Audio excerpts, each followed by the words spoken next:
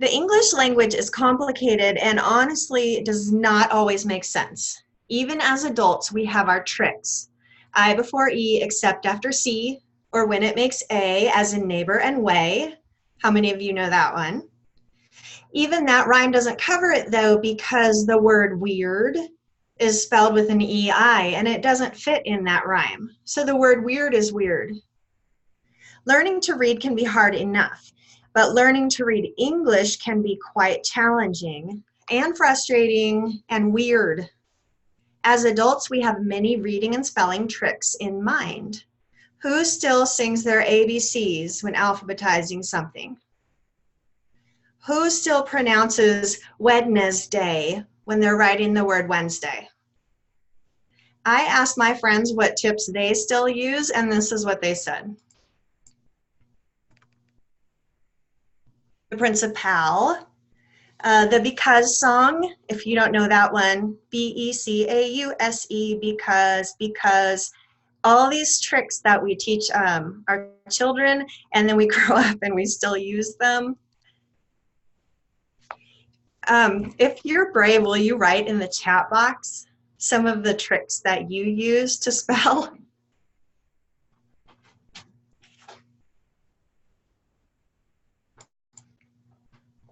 Here's some more tricks. My friend said she uses connect, I cut for all the time she needs to spell Connecticut. Phoenix. And then of course, R-E-S-P-E-C-T with Aretha. I love these. So when we don't have a trick, we as adults, we also have other tools. I use Google and spell check all the time. I absolutely cannot spell the word scissors or broccoli or rhythm without help. I am a grown woman who earned a PhD and I can't spell broccoli. If you're brave, type a word in the chat area that you find tricky. And then how do you make sure that you have spelled it right?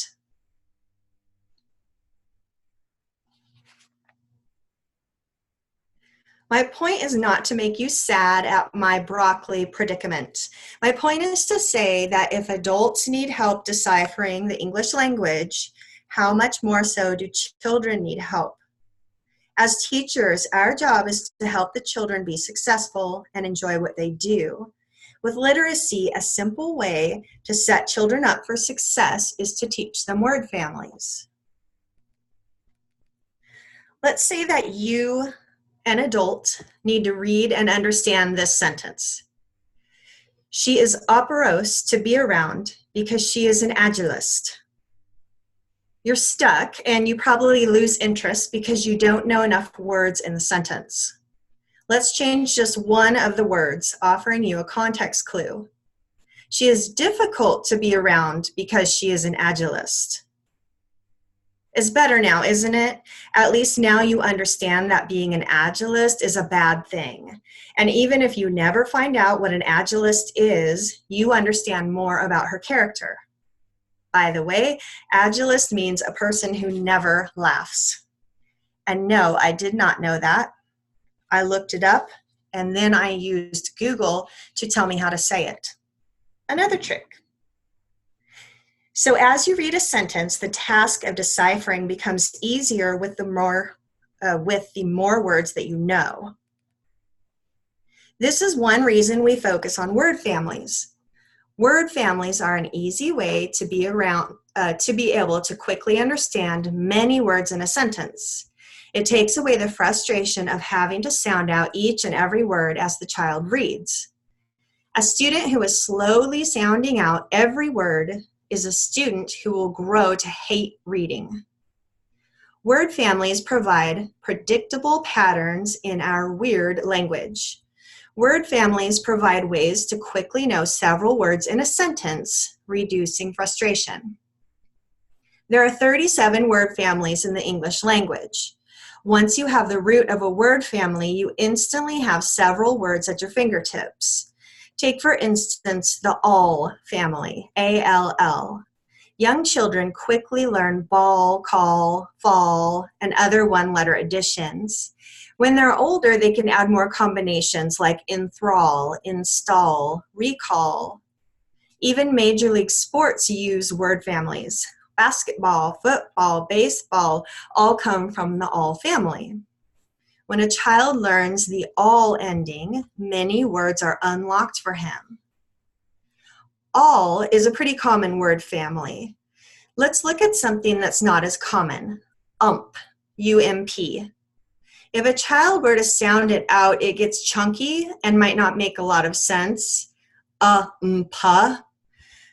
if they just know that ump is ump, you've given them many words with the addition of just one letter. Bump, dump, jump. When they can add a blend of two letters, they gain even more words. Slump, pump, grump. Okay, so we understand the importance of teaching word families. And now what? You can tell me the importance of a lot of things, but if I can't figure out how to fit it into my life or in my classroom, I probably won't do it. Here's the deal. Word families are just about the easiest thing ever to fit into your classroom. They lend themselves to week-long units, 30-minute lessons, 10-minute small group time, 5-minute independent time, 3-minute homework time, or even a 30-second transition time. A student who finishes early is a student who can pull out his word family bag and practice. A parent or aide who stops in asking if you need help can pull children to work on word families. I've often used them as transition activities. Before we go to recess, we have to name 5 words in the same word family as ball. The students call out 5 words and they're dismissed to recess. Okay, so far we've learned the importance of word families, reducing frustration in reading and writing in the English language. We've learned it's easy to incorporate word families into the classroom, so it's something we can actually do. So let's look at some different ways to make them. Environmental print is a wonderful and necessary strategy in the classroom. It teaches children that words are a part of their everyday life. Words are on storefronts, cereal boxes, even their devices. Environmental print is a fun and easy way to encourage independence in reading and writing. When a student has difficulty spelling a word, encourage him to find it on the word wall. Placing word families around the classroom provides a reminder to the students. They only need to look around the room for word family hints. However, word family environmental print is limited because it's difficult to send home for further practice. Consumables provide another option.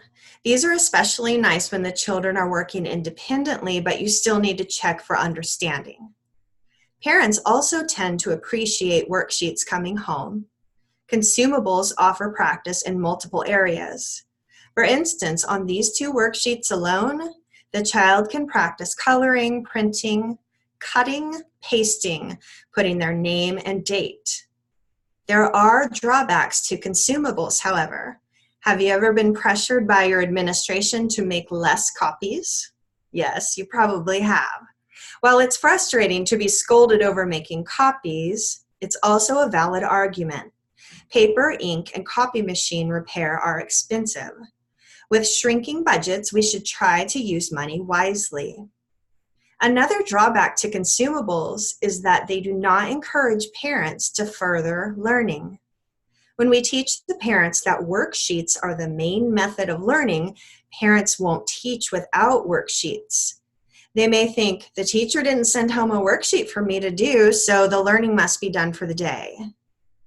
It also teaches the parents that all classroom learning comes through worksheets. And if parents do not see completed worksheets coming home, they might assume that learning has not taken place in the classroom.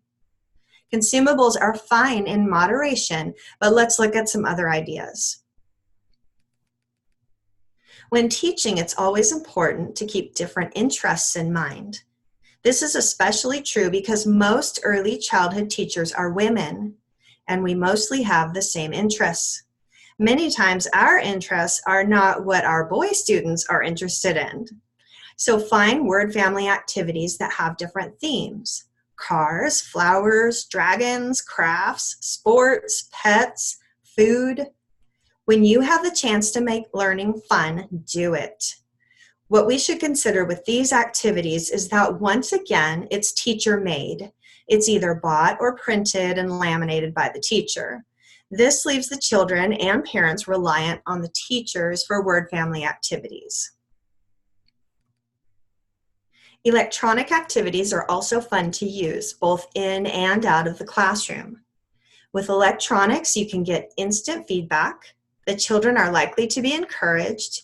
There are several word family options, and it's easy for parents to install your recommended apps on their home devices. Again, everything in moderation as we want to encourage other ways of learning. We run into problems when technology becomes a distraction rather than a learning tool.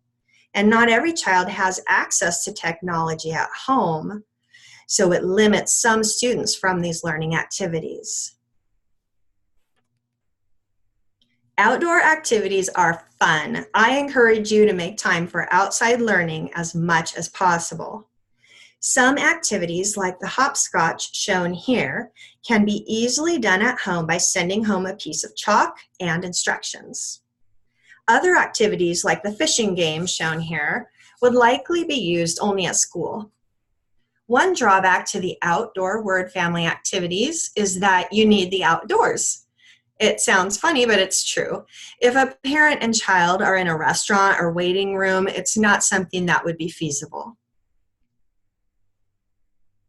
Store-bought word family activities are lovely but expensive.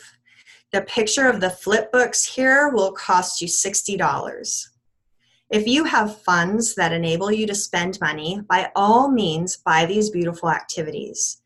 However, even then you will run into some issues. First of all, you won't want to send them home. They will likely be damaged, or pieces will go missing very quickly. Just a few missing pieces can invalidate the entire set. Another issue arises inside the classroom. On my daughter's second day of kindergarten, she stepped off the bus and sadly told me that she broke something and we needed to pay $75 to the teacher. I was completely confused until she handed me a note from the teacher. My daughter had ripped a foam letter like the ones you see here. It was the only M left in the letter set. So now the set was ruined because they couldn't make any words with an M. And we owed the teacher $75. Do you see what a bind we had here? The teacher's set was ruined. My daughter felt awful. And since we didn't have $75, we drove to the teacher store, bought a piece of foam, and cut out a new M. What a mess. So yes, these sets are lovely, but they may put you in a bind. My daughter is now 16, and I still have a bad taste in my mouth over the whole situation. This brings me to the make and take we'll do today. We are not creating the most beautiful or fascinating word family activity, but it's practical. Remember that variety is a great tool in the classroom. We've gone over several good choices today, and I encourage you to use each one of them. But all those choices lacked something. An easy and practical way for children and parents to make their own word families. A transportable and replaceable activity. All you need is a Ziploc bag, a pen, and 3x5 cards. The yellow squares you see here are just cut up 3x5 cards.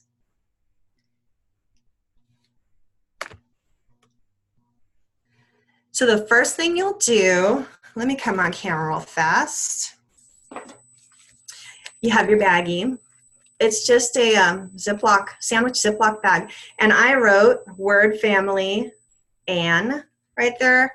But you can also just stick your Ann right there. And you can see it better than the Sharpie, actually. So there's the bag. Start with your word family bag. And then you just write an ending a word family on one card. You can use the "and" that's pictured here on the slide, or you can do another one that you wanted. And then I just cut up my 3x5 cards, and I don't know if you can see, they're my little letters there.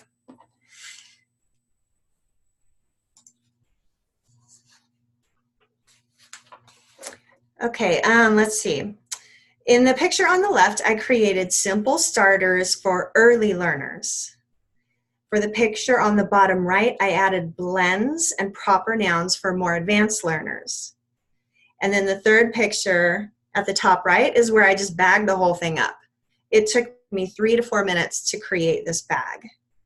This type of activity provides versatility. I used items already in my home, and I would think almost every classroom has items similar to this. If not 3x5 cards, then your classroom probably has sentence strips or construction paper. While you're creating your bag of words, let me review the types of word family activities that we went over today. And I said there were drawbacks to each. So let's test those drawbacks against this make and take. Environmental print. We said that word family environmental print was limited because it's difficult to send home for further practice. This bag of words is about the easiest thing ever to send home. Consumables, those worksheets, consumables require the expense of paper and ink, and they last one time. Parents may come to depend on them. So if a worksheet's not present, parents might be unsure of how to further learning. Our bag can be used multiple times and provides the parents with an option besides a worksheet. We talked about keeping different interests in mind. Remember the car activity and the flower activity? I still think those are really fun, but the drawback was that they were teacher created. Today's activity can be very easily created by the teacher or the students or parents. It provides an active way for families to be involved in not only carrying out the learning tasks, but also creating the learning tasks. The electronic activities, yes, they're fun. Yes, I use them, but only in moderation. Kids need to feel paper and pen. They need to manipulate items that are not on a screen. Electronics also limit at-home activities to the families that can afford electronics. Our bag of words might not be as flashy as an app, but it's accessible to everyone and allows for a different experience. The outdoor activities. Again, the outdoor activities are fun. I think they should be used often. However, they cannot be used in all family situations, like when at a restaurant, in a waiting room, when the weather is not cooperating. Maybe they don't live where there's an outside. Our activity today works in each of these situations. Store-bought. The store-bought. Remember my sad tale of little Abby stepping off the school bus in tears because she ruined a store-bought item. This bag of words is easily replaceable. If you, the child, or the parent need to replace a letter or two, or even the whole bag, it's quick and easy, no tears.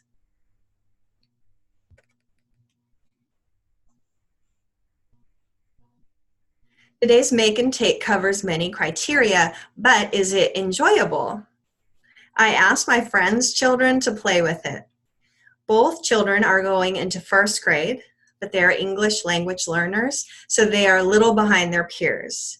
It took about 30 seconds to explain the activity to them, and within 1 minute, they were both creating words. I had another slide planned to show you how easily the bag could fit into a purse or backpack, but these children refused to give up the word creations. The mom had somewhere to be and she needed to get them out the door, but they didn't want to stop, so I had to send the bag home with them. They happily walked off with their bag of words, so I call it a success. Thank you so much for listening. What questions do you have for me?